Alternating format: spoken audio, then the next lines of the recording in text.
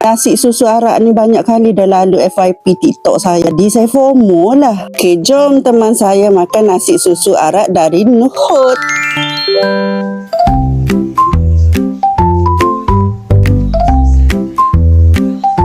Nak yang original dengan coklat.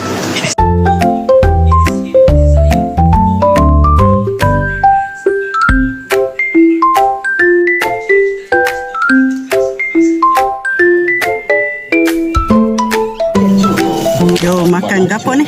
Nasi susu. Ha, ambil. Akak tengah hok coklat. Ini dibangunkan oleh Syarikat Hartanah Nombor 1 di Johor, Vigo Properties Balewi.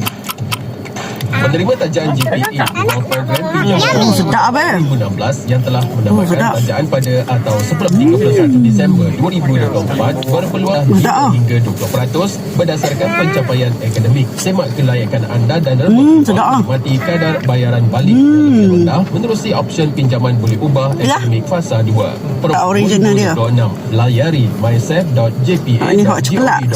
Signature coklat ada kunafa. Patut ada berapa? 3 layer rasa. Aktiviti best sana sini ini susu, kunafa, patut gapo lagi, patut ada kriuk.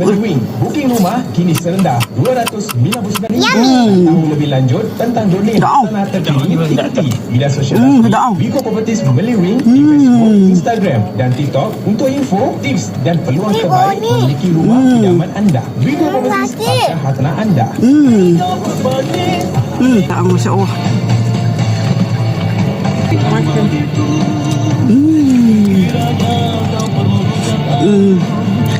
Jadi ya. Dah beli dah. Balik kampung kan. Mak. Bunda dia buat tak manis mana. Pandai dia buat. Kerja senang je. Yo arak. Yo arak. Tak tahu kok. Original resepi dari arak. Arak apa? Arak tengah atau apa? Asia Tengah. Tak nak sebut. Timur Tengah. Timur Tengah. Asia Tengah pula. Timur Tengah.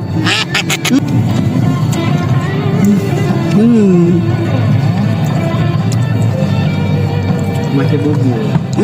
Bubur yang sedap. Bubur sedap ke? Okey, kita pergi ke Arak Mekah. Beli go ni, mau dessert, dia panggil dessert. Jadi. Saya awak kena cuba, sedap. Molek. Jangan lupa follow, like, komen, share video ini. Terima kasih.